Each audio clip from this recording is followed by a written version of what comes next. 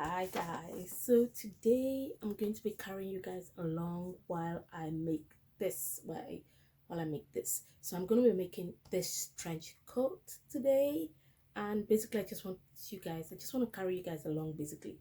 And feel free to ask any questions if you need any help with anything. Ask in the comment section and I'll try my best to give you all the answers you need. Well, I know it's been a long time coming. Welcome to my channel. My name is Ayo, and welcome to DIY with Ayo. Let's get started.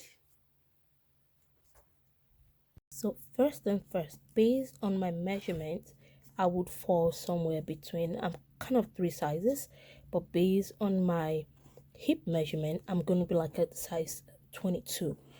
But then based on the last pattern that I worked on, I also like to look at the finished measurement. So based on the finished measurement, I see that I can at least, because see the finished measurement, I can either be like a size 16 or a size 18. Since I have the largest pattern, I'm going to be working with the size 18. So now I'll show you the next thing after that. So quick things that I did to modify the pattern to kind of suit me was, first of all, to raise the waist. I am a petite person in terms of my height measurement, so my shoulder to waist measurement is pretty much shorter than the regular average person. So what I did was take it up by about 2 inches, because based on experiences when I buy dresses, I realized the waist sits too low for me. Even though this is like an oversized trench coat and it doesn't matter, I could have as well just raised the belt up to sit well, but I still decided to give it a try and to see if it will work and suit me better. Another thing I also did was reduce the length as well. I reduced the length as well. So based on the total length of this, I would have been swimming in it in terms of the length. The length would have been to the floor, so I had to take about 3 to 5 inches off the total length of the the trench coat. All right, so let's get started. So this is just the back. So I did this adjustment for both the front and the back. So I'm starting with the welts, basically the pockets. So in the front. So this is the main piece. So I'm going to fold it in half and run a stitch here, run a stitch here, and flip it over. So I'll show you that in a jiffy. Any other questions? So now this is the welt that I just sewed, and I'm trying to put it on the front. Wish me luck.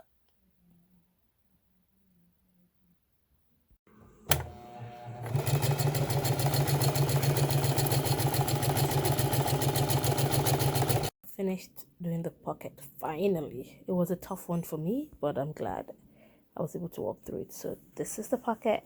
Oh my gosh, that's what it looks like on the inside. I'm pretty sure I swapped certain things, like this should have been on this side, but whatever, I still like it. So welt pocket done. Now we are off to doing the capes and I think the sleeves. Cape structure that is at the back and then the ones in the front, and that's why I have the main fabric and then this to line it.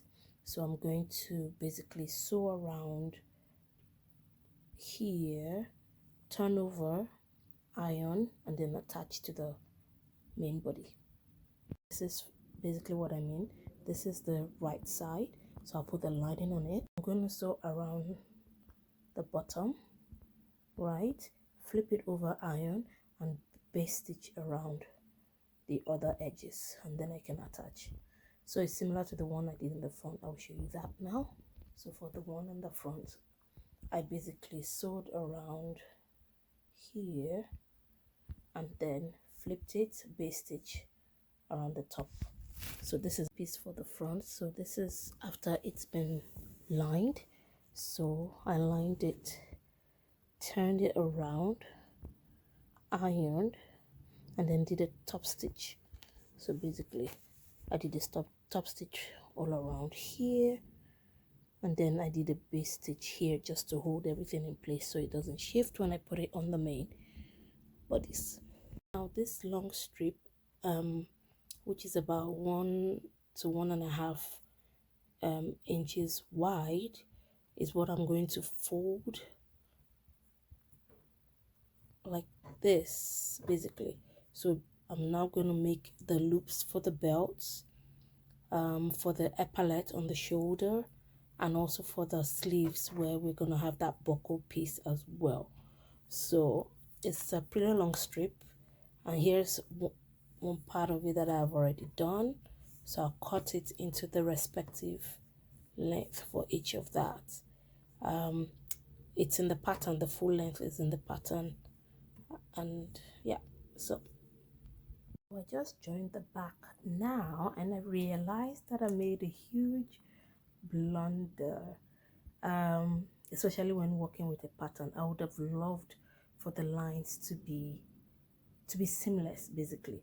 So I should have been more cautious when I was cutting the pattern on the fabric to make sure that at least at the back it would join. I guess this is a lesson for another day. So basically the line isn't like going all the way, so you can see it goes like that, comes down, goes like that. I wish everything could just go straight, but I should have been conscious of that when I was, placing the pattern on the fabric. So next time, I guess, it's something I'll have to work on.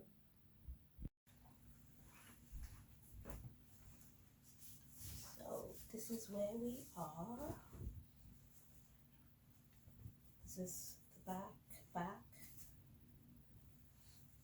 the back, and this is the front. And then I have also assembled the sleeves.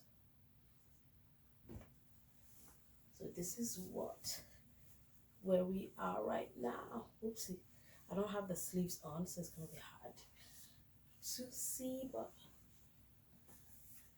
let's have an idea of where we are.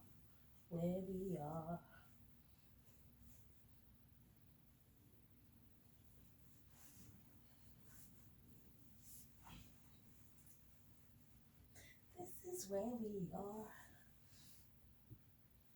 I am so super excited. Can't wait to see the final look. But yeah.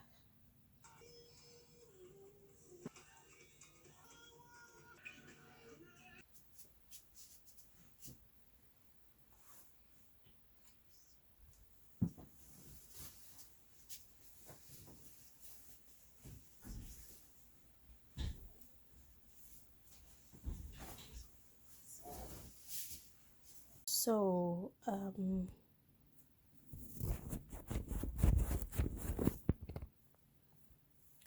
okay, so now I'm putting the lining onto the main fabric. So this is the lining. Like the easy part to do is the collar and then the sides, but I can't figure out yet how to finish the vent, because it has a vent here, and how to put the final closing. I'm still struggling. So let's see.